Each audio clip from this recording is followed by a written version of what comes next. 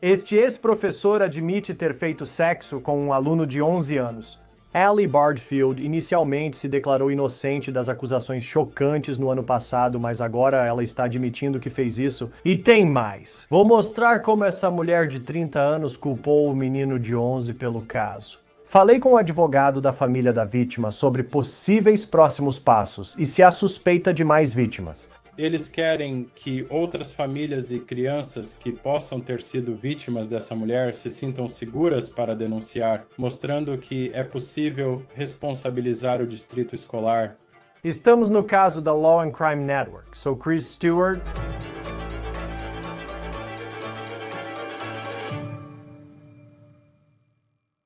É triste como frequentemente ouvimos histórias de professores e pessoas em poder que traem a confiança. Mas a história de Illinois se destaca entre muitas outras. Segundo a WAND Televisão, aqui está um vídeo de Allie Bardfield, no Tribunal do Condado de Macon, Illinois. Fica a 3 horas ao sul de Chicago. Este vídeo é de uma audiência onde Bardfield admitiu ter abusado sexualmente de um de seus alunos, que tinha apenas 11 anos na época. Foto da ficha policial de Bardfield em abril passado, quando foi presa. Bardfield atuou nas escolas públicas de Decatur, Illinois. Ela era professora substituta de longo prazo da 6ª série. E como muitos dos professores de quem já falamos neste programa que foram acusados de comportamento inadequado, à primeira vista, ela parecia ser o tipo de pessoa que merecia essa confiança, que era brincalhona com as crianças, alguém em quem os pais podiam confiar e se sentir bem em deixar seus filhos sob seus cuidados. Segundo a polícia de Mount Zion, Illinois, em 29 de março do ano passado, Bardfield recebeu um aluno da 6ª série em casa para uma tarde de brincadeiras. E a mãe dessa criança, depois da tarde de brincadeiras, percebeu que seu filho estava agindo de forma diferente. Lembrando, esse menino tinha apenas 11 anos de idade. Segundo a polícia, a mãe checou o celular e redes sociais do filho e depois conversaram sobre o que ocorreu na casa de Bardfield. E foi nesse momento que o menino disse que sua professora teve relações sexuais com ele. Temos mais detalhes sobre o que a polícia diz que aconteceu e que pode ter influenciado em como esse caso se desenrolou. Mas antes de entrar nesse assunto, quero mostrar este vídeo de Bardfield fazendo sua primeira aparição no tribunal no ano passado, no condado de Macon, Illinois, segundo a WAND. O juiz lê para ela a punição máxima caso o caso fosse a julgamento. É um crime de classe X, punível com 6 a 60 anos no Departamento de Correções. A pena seria cumprida em 85%, seguida de 3 anos de liberdade supervisionada obrigatória, podendo chegar à prisão perpétua e multa de até $25 mil. Não é uma infração elegível para liberdade condicional. E, se fosse condenada, teria que se registrar como uma agressora sexual pelo resto da sua vida. Bardfield estava detida sem direito à fiança desde sua prisão. E agora, ao se declarar culpada, estamos descobrindo mais sobre o que aconteceu. Relatos indicam que Bardfield teve relações sexuais com o garoto, enviou $700 pelo Cash App e fotos nuas pelo Snapchat. A WAND afirma que Bardfield confessou tudo à polícia após ter seus direitos Miranda lidos. A WCIA Televisão informa que o garoto passou a noite na casa de Bardfield e ficou com ela por cerca de 25 horas no total.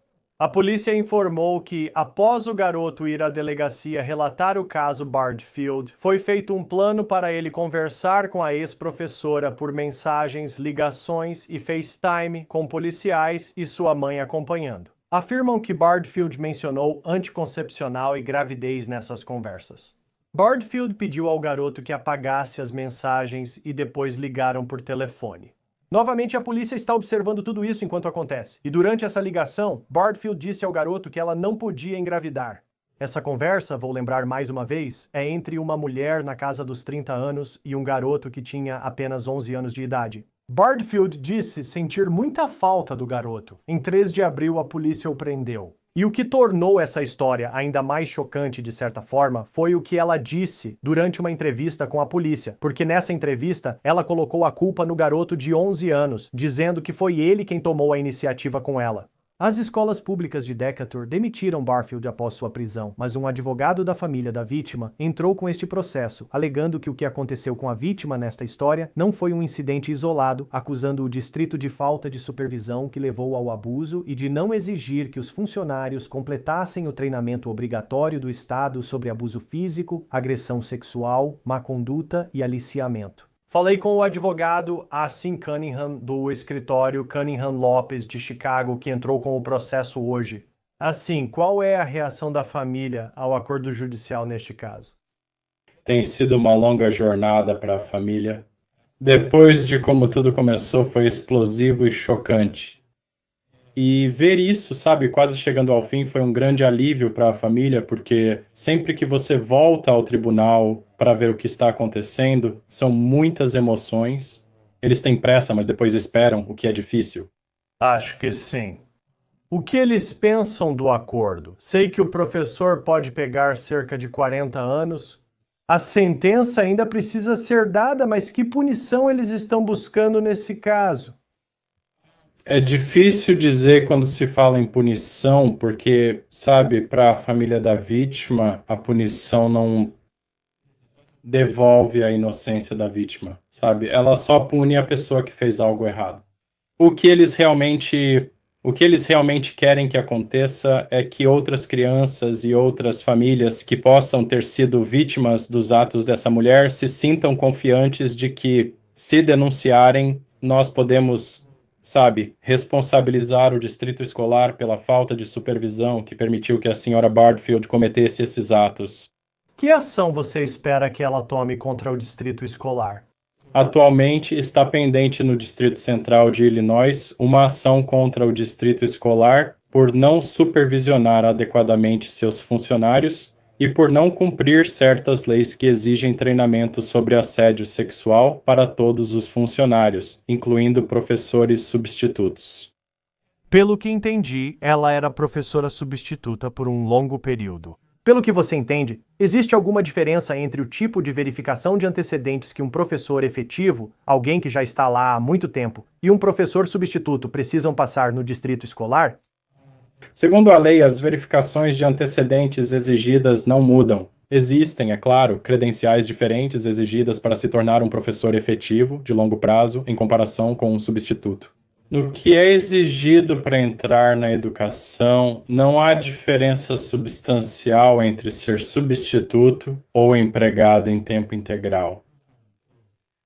No entanto, o que muda é a oportunidade para o distrito ter olhos sobre esses funcionários e manter contato para que haja algum nível de contato e supervisão contínua.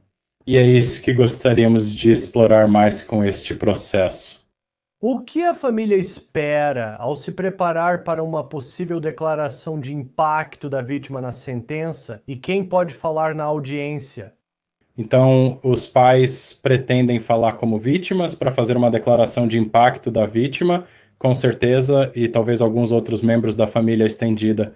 A dificuldade é que, para preservar o anonimato de João Ninguém, talvez não haja declaração ao vivo da família visando proteger a privacidade da criança. No entanto, como já afirmei anteriormente, é muito importante para a família garantir que outras crianças da comunidade e outras famílias de crianças da comunidade entendam que elas não precisam mais ficar paradas e simplesmente aceitar qualquer tratamento que seus filhos recebam. Que, se tomarem uma atitude, haverá consequências para os funcionários que agirem como Allie Bardfield agiu. Não consigo imaginar o que a vítima passou e ainda ter que ver tudo isso em um fórum público, mesmo com a identidade protegida. Como estão lidando com isso? Sabe, pelo que me disseram e pelo que observei, a criança está se saindo bem, dentro do possível. Ele está seguindo em frente e fazendo o que pode para isso. Os pais também estão se esforçando ao máximo. Com o caso ainda em aberto, isso consumiu muita energia mental dos pais, que precisam acompanhar e ficar atentos ao que acontece. Mas, em geral, e considerando tudo, eles estão indo muito bem ao tentar seguir em frente. E há algo que eu deixei de fora ou algo que você gostaria que as pessoas soubessem agora que esse caso avançou para essa fase em que ela fez um acordo judicial? O que eu acho, em nome da família, o mais importante é que todos saibam que, em nossa investigação, identificamos outros casos de má conduta de professores e funcionários com alunos. Muitos pais sentem que foram tratados como secundários em vários aspectos. A família da vítima quer deixar claro que vocês podem se posicionar e tomar medidas para que isso não fique oculto e seja exposto. Quanto mais essas coisas vierem à tona, mais reformas ocorrerão em Decatur. E a família acredita que existem mais vítimas de Allie Bardfield? Não posso falar diretamente pela família. Informações reveladas e incluídas na denúncia contra o distrito escolar indicam que podem existir mais vítimas de Miss Bardfield e possivelmente outros casos de abuso e assédio de funcionários do sistema escolar público de Decatur contra alunos. Assim, Cunningham, o advogado da vítima neste caso, muito obrigado por dedicar seu tempo para estar conosco. Com certeza. Bardfield admitiu relações sexuais com o garoto e será sentenciada em setembro.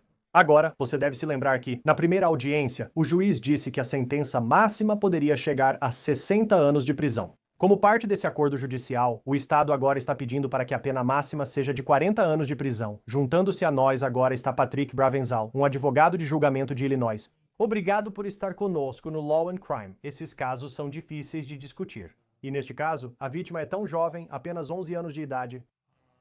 Qual sua reação após Allie Bardfield admitir ao fazer esse acordo judicial?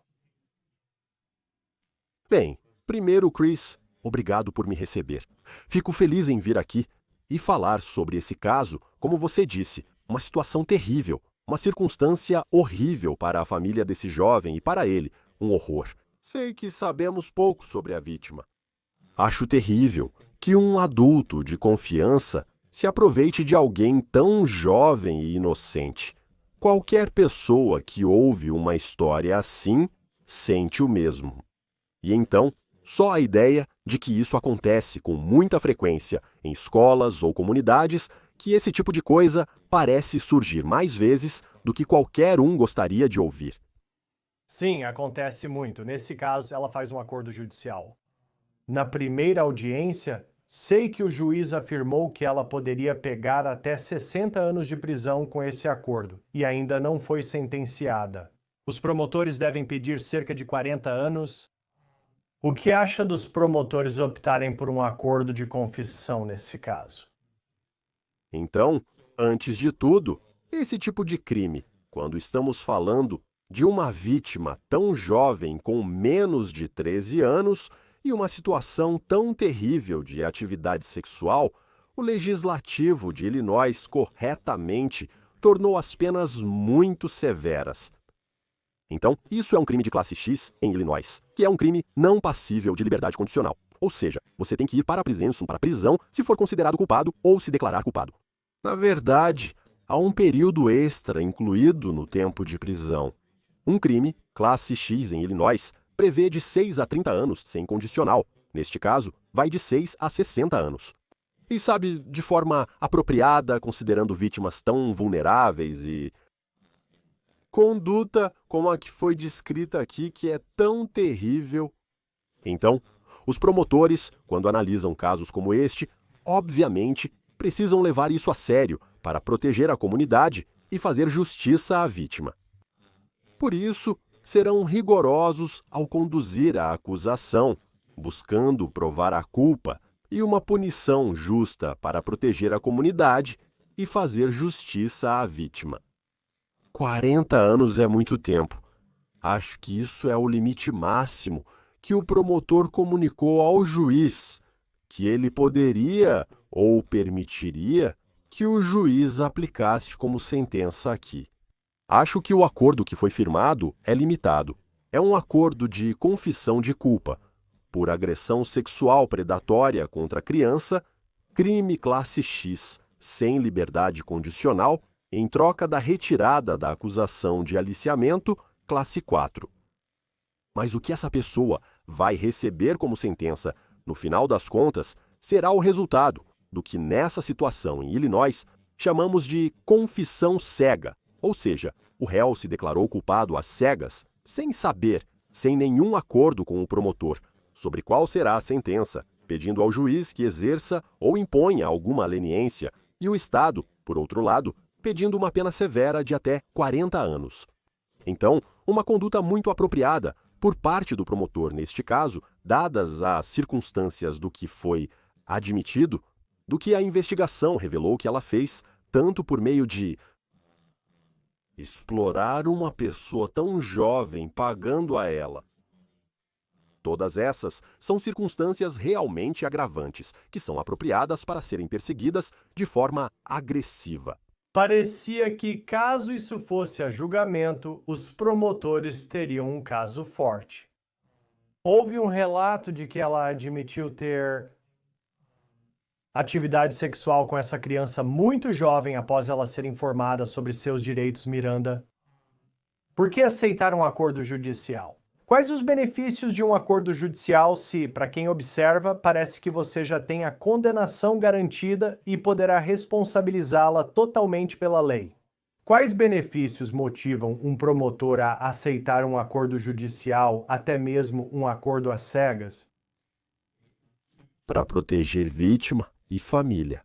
E desde que, ao buscar esse tipo de acordo, o promotor esteja reservando a capacidade e a flexibilidade de buscar uma sentença muito severa, o que certamente estão fazendo aqui.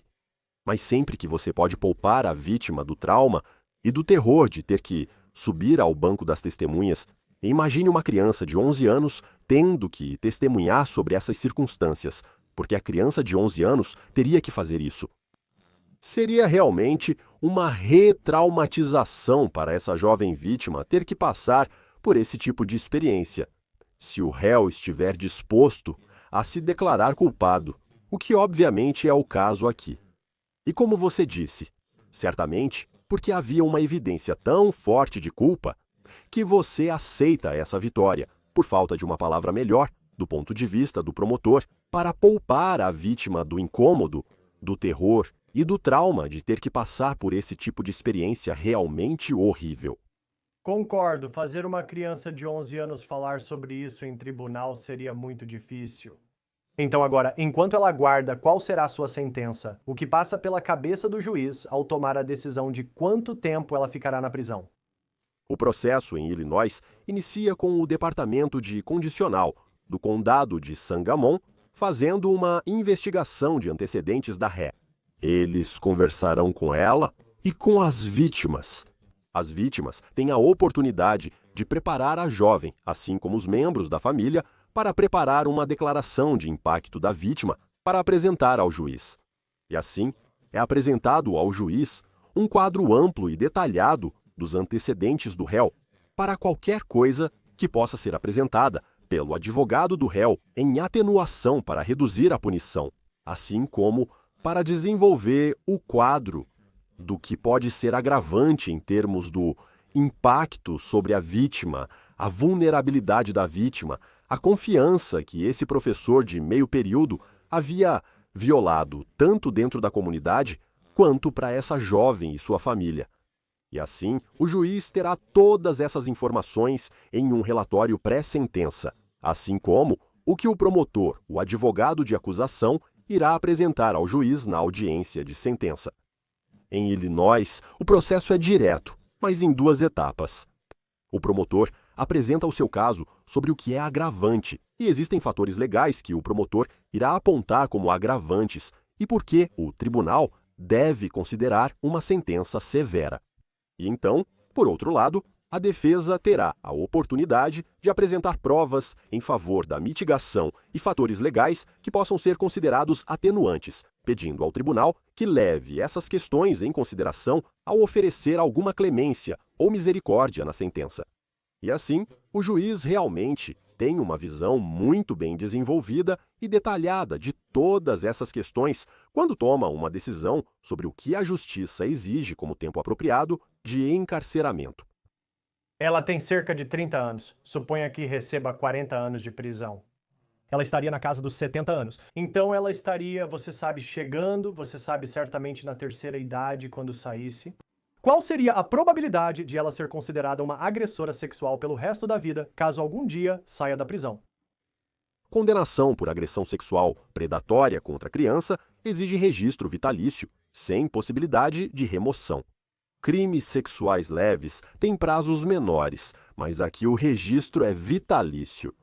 Após sua liberação pela lei de Illinois, esse crime exige o cumprimento de 85% da pena definida pelo juiz. Então, quando ela sair, ela vai passar por um período de supervisão bastante rigorosa, feita por um agente de condicional. Em Illinois, isso se chama liberação supervisionada obrigatória. Ela continuará tendo que se registrar em qualquer delegacia local onde morar. No âmbito civil, a família da vítima possui advogado. E quando essa prisão foi feita, eles disseram que iriam entrar com uma ação judicial contra o distrito escolar em Decatur, Illinois. Que problema legal! A escola a demitiu quando era substituta de longo prazo. Ela foi demitida ao ser presa. Não sei sobre as verificações de antecedentes, mas escolas costumam fazê-las antes. Acho que ela não tinha ficha criminal. Mas que tipo de responsabilidade a escola pode ter por isso ter acontecido? E esse era um aluno de uma das aulas dela. A responsabilidade surge de alguns fatores. A primeira é que, geralmente, nas escolas de Illinois, seus funcionários, os oficiais, o conselho escolar, todos eles são comunicadores obrigatórios. Ou seja, se eles tiverem conhecimento de qualquer suspeita, de circunstâncias que indiquem qualquer tipo de abuso físico ou sexual, eles têm que reportar ao Departamento de Serviços para Crianças e Famílias ou à polícia local.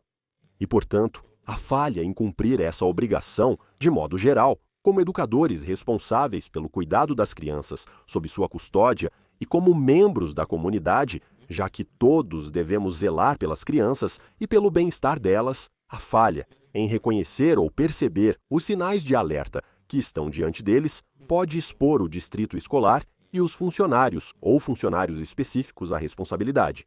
Pode haver responsabilidade pela lei estadual ou federal, conforme o caso. Então, por exemplo, se colegas desta ré estavam cientes de que ela estava marcando esses encontros para brincar com esse jovem, ou que ela estava dando dinheiro para esse jovem por aplicativos de pagamento, e esses colegas não divulgaram essa informação ou não relataram isso a nenhuma autoridade, isso seria uma evidência muito forte de que o distrito escolar ou esses funcionários violaram tanto a lei estadual quanto a lei federal em relação ao dever deles, segundo a lei estadual, de relatar esse tipo de situação que claramente sugeriria algum risco para o jovem, ou, sob a lei federal, de uma perspectiva constitucional, por não reconhecer que todos nós, como cidadãos, temos direitos ao devido processo legal. Então, se o governo tem conhecimento de algo que nos coloca em risco, ele precisa nos notificar sobre essas circunstâncias para que as pessoas não sejam privadas do seu direito à integridade física, como resultado de uma indiferença deliberada dos agentes do governo. Seria uma reivindicação de devido processo pela 14ª emenda, conforme a lei federal. Esse tipo de exposição é muito difícil de provar, porque há um grau de culpa muito elevado que você precisa estabelecer para responsabilizar alguém, tanto pela lei estadual quanto pela lei federal, porque em ambos os cenários, os funcionários e os distritos escolares têm um certo grau de proteção contra a responsabilidade garantido pela lei. Imunidades previstas pela lei estadual, imunidade qualificada pela lei federal e coisas desse tipo. São obstáculos difíceis de superar. Portanto, é necessário um caso muito claro de que os funcionários ou responsáveis do distrito escolar sabiam da situação, deveriam ter agido, mas foram indiferentes e permitiram que acontecesse. Sei que já falamos disso, você vê muitos desses casos. Acredito que a maioria dos professores não ultrapassa o limite como a Allie Bardfield fez aqui. Infelizmente, histórias como essas são muito comuns. Ao montar um processo contra um distrito escolar, porque também vemos isso com frequência por parte das vítimas, onde há o lado criminal da situação e depois o lado civil. Quais fatores são considerados para definir o valor da indenização em um processo? Penso no Distrito Escolar de Decatur, Illinois, que não é uma escola particular milionária. Mas o que é levado em consideração para entender, para pensar no que você realmente buscaria em um processo e o que você gostaria de ver como resultado disso?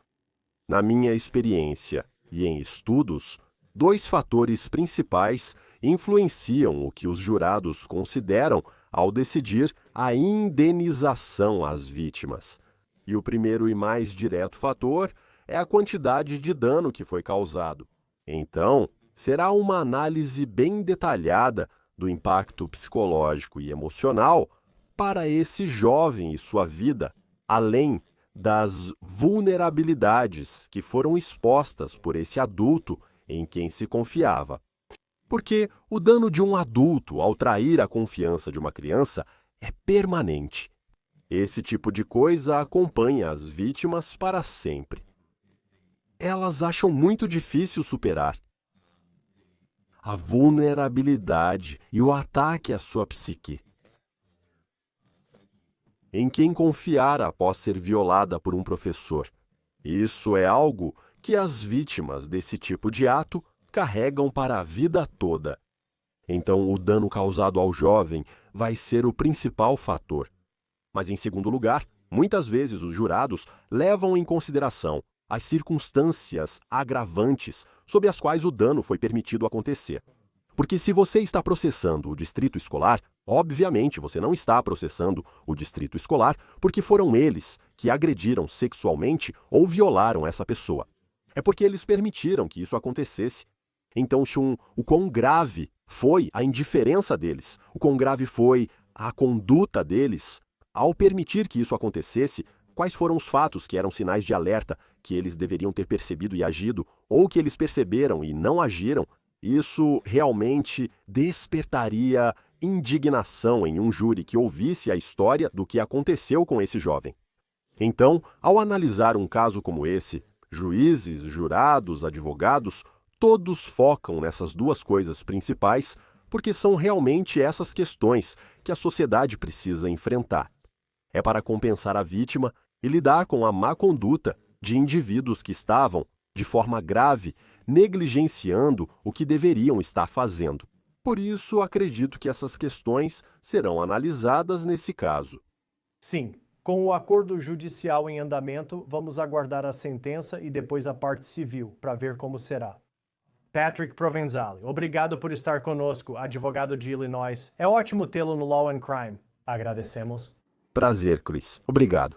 Isso foi o On the Case da Law and Crime. Inscreva-se no YouTube e Spotify. Eu sou Chris Stewart. Nos vemos na próxima vez.